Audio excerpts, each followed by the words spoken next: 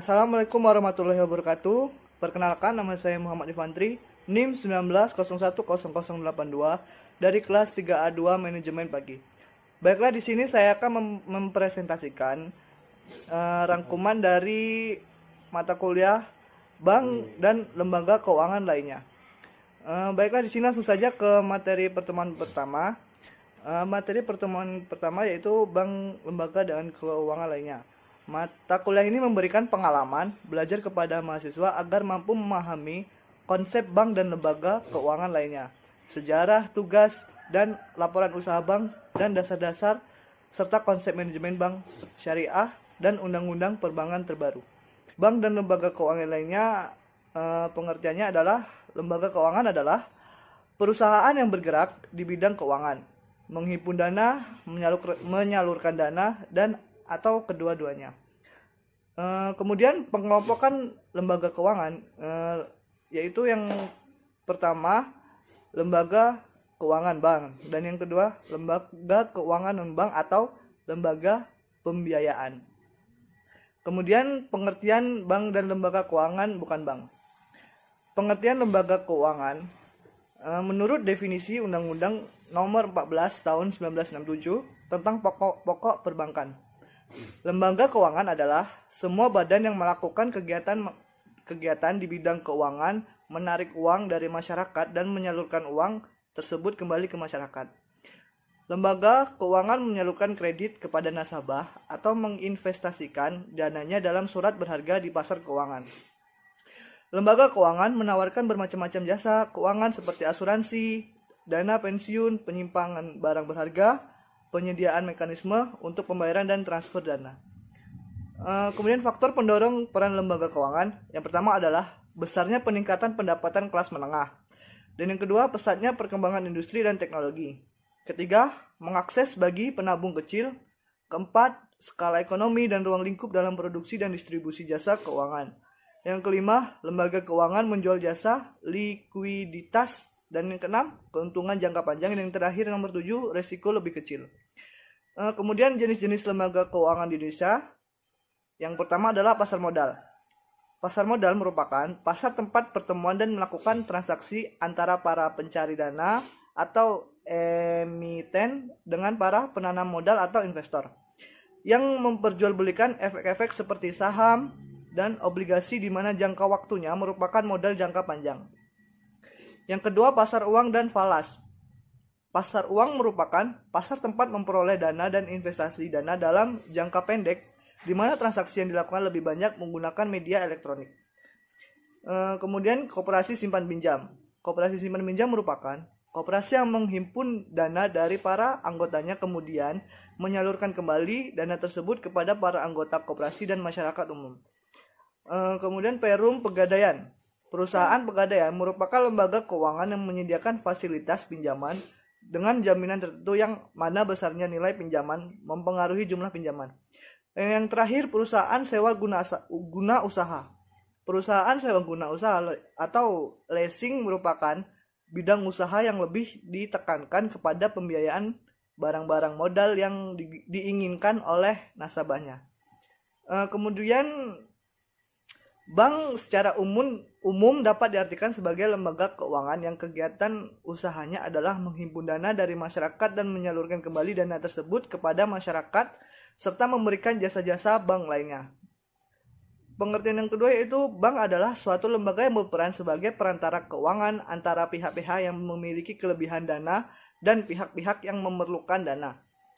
Pengertian yang ketiga yaitu bank adalah sebuah lembaga intermediasi keuangan. Umumnya didirikan dengan kewenangan untuk menerima simpanan uang, pinjaman uang, dan menerbitkan promes atau banknot. Kemudian jenis-jenis bank. Jenis-jenis bank dilihat dari fungsinya. Yang pertama adalah bank sentral, bank umum, dan bank perkreditan rakyat. Jenis-jenis bank yang dilihat dari segi kepemilikan, yang pertama adalah milik pemerintah, milik swasta nasional, milik koperasi, milik asing, atau milik campuran. Dari segi status, yang pertama bank devisa, bank non devisa. Kemudian dari segi cara menentukan harga, Yang pertama konvensional. Konvensional ini terdiri dari dua, menetapkan bunga sebagai harga, menentukan biaya atau fee based atau untuk jasa lainnya. Kemudian bank syariah. Bank syariah terdiri dari 5. Yang pertama bagi hasil atau mudharabah.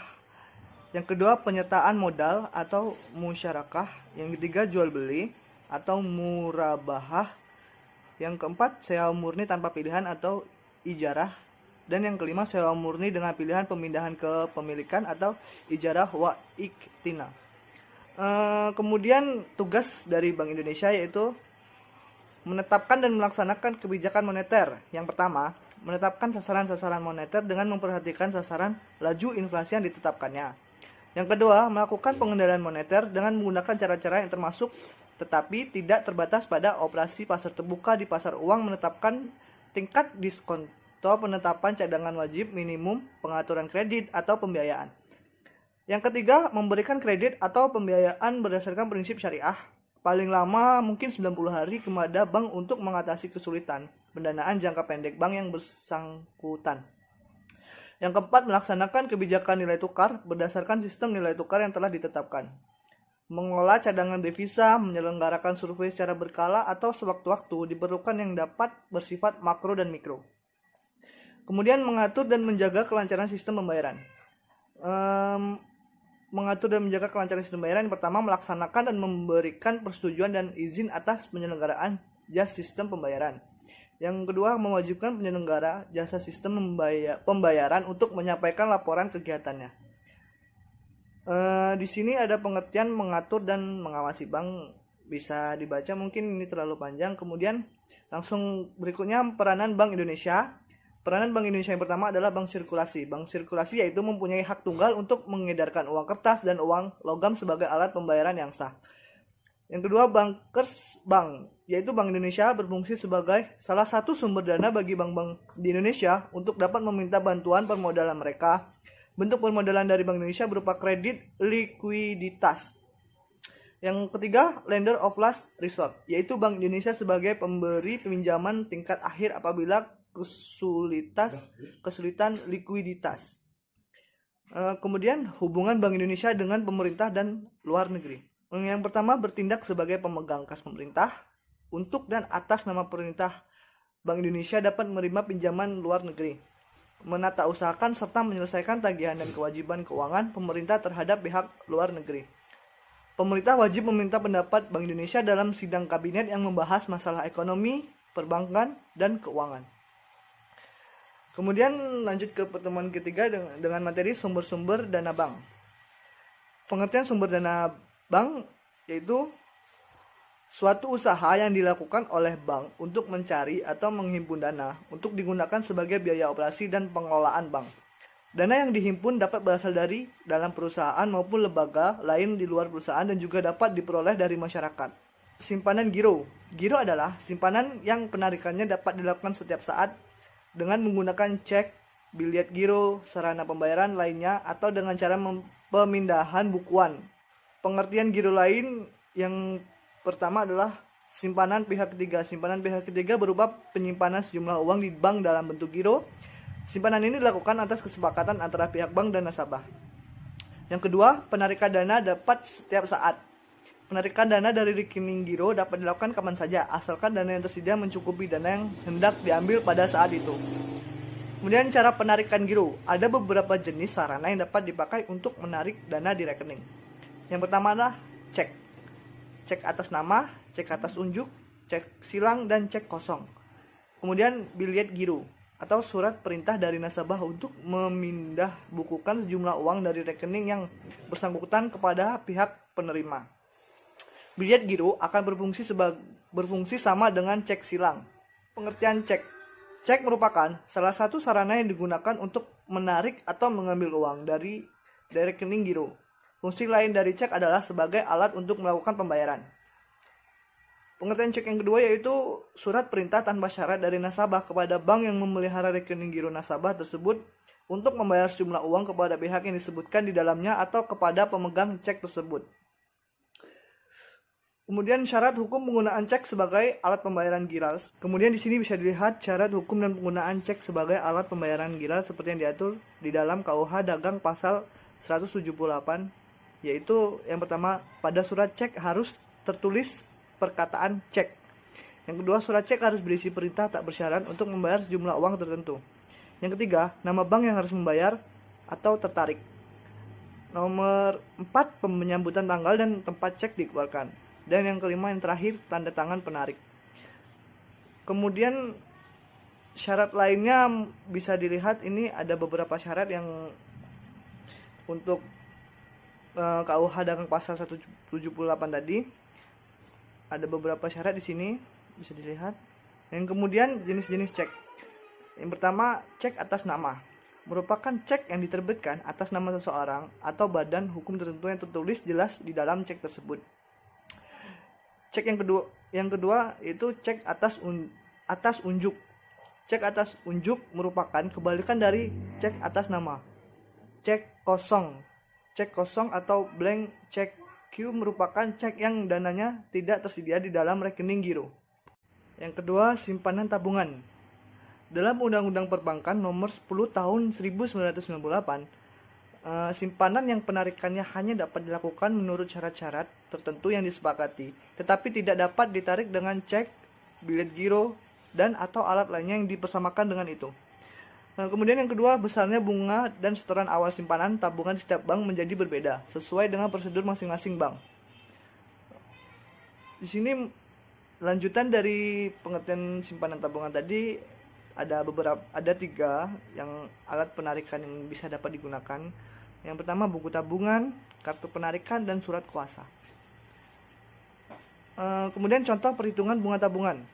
Hitung berapa bunga bersih yang diterima Tuan Roy Akase dengan menggunakan saldo terendah, saldo rata-rata, dan saldo harian, dan dikenakan pajak 15% atas bunga tabungan. Kemudian buatkan laporan buku tabungannya. Yang ketiga, pengertian simpanan deposito.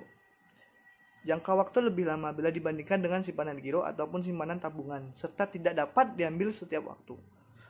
Yang kedua, Undang-Undang Nomor 10 Tahun 1998, simpanan yang penarikannya hanya dapat dilakukan pada waktu tertentu berdasarkan perjanjian nasabah penyimpanan bank. Yang ketiga, alat yang dapat digunakan untuk penarikan simpanan deposito tergantung dari jenis depositnya. Mungkin ada deposit berjangka atau bilet deposito. Yang kedua, sertifikat deposito atau sertifikat deposito. Kemudian ini pengertian dari simpanan deposito yang tadi, deposito berjangka, bisa dilihat ada 3 macam di sini. Nah, lanjut ke masih simpanan deposito, ini sertifikat dan deposito on call. Kemudian di sini ada aktivitas perbankan. Aktivitas perbankan yang pertama adalah penghimpunan dana. Perbankan melakukan penghimpunan dana dan penyaluran dana. Keberhasilan penghimpunan dana tergantung faktor. Faktor yang pertama, tingkat pendapatan, tingkat risiko, tingkat kepercayaan, dan tingkat pelayanan. Sumber-sumber yang menjadi harapan yang pertama adalah dana sendiri, dana deposan, dana pinjaman, call money, kredit likuiditas, pinjaman antar bank, surat berharga pasar, dana transfer, setoran jaminan atau pendel atau menengah, dan yang terakhir, diskonto Bank Indonesia. Di sini lanjutan dari aktivitas perbankan, penggunaan dana. Dua hal perhatian alokasi dana. Pertama, resiko, jangka waktu, dan likuiditas. Kemudian penyaluran dana atau cadangan likuiditas, cadangan primer dan sekunder, investasi, penyaluran kredit. Lanjut ke pertemuan keempat dengan materi jenis dan lapangan usaha bank. Jenis-jenis bank. Jenis perbankan dapat ditinjau dari berbagai segi, antara lain, yang pertama, dilihat dari segi fungsinya, yang kedua, dilihat dari segi kepemilikannya, yang ketiga, dilihat dari segi status, dan terakhir, dilihat dari segi cara menentukan harga. Kalau dilihat dari segi fungsinya, berdasarkan Undang-Undang RI Nomor 10 Tahun 1998, jenis perbankan terdiri dari 2. Yang pertama, bank umum, dan yang kedua, bank perkreditan rakyat atau BPR. Bank umum adalah bank yang melaksanakan kegiatan usaha secara konvensional atau berdasarkan prinsip syariah yang dalam kegiatannya memberikan jasa dalam lalu lintas pembayaran.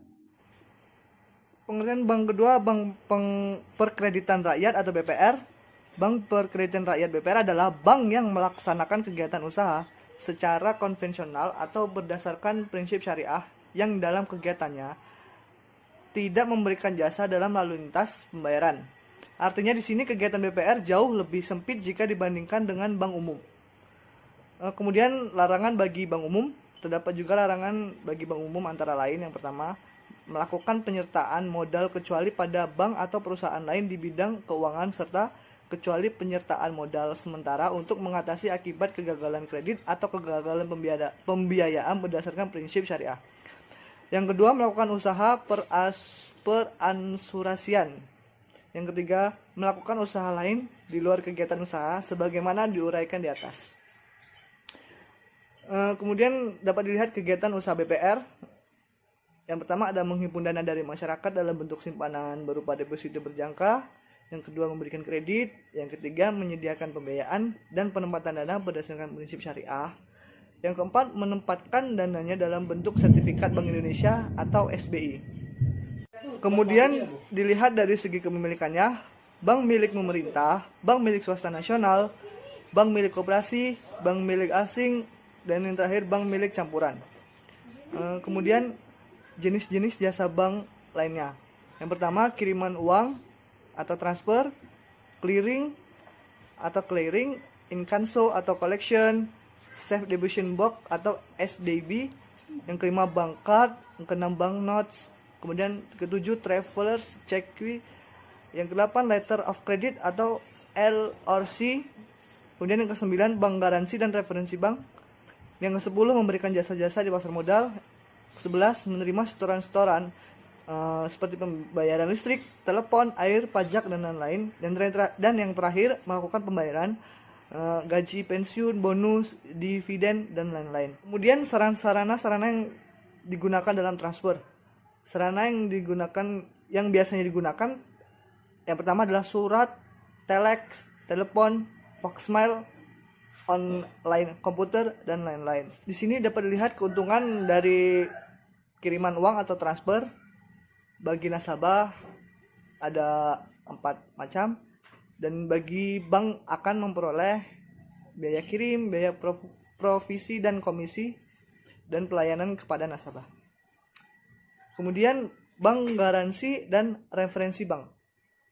Bank garansi yaitu jaminan pembayaran yang diberikan oleh bank kepada suatu pihak, baik perorangan, perusahaan atau badan atau lembaga lainnya dalam bentuk surat perjanjian. Di dalam pemberian fasilitas bank garansi ada 3 pihak yang terlibat, yaitu pihak penjamin atau bank, pihak terjamin atau nasabah, pihak penerima jaminan atau pihak ketiga.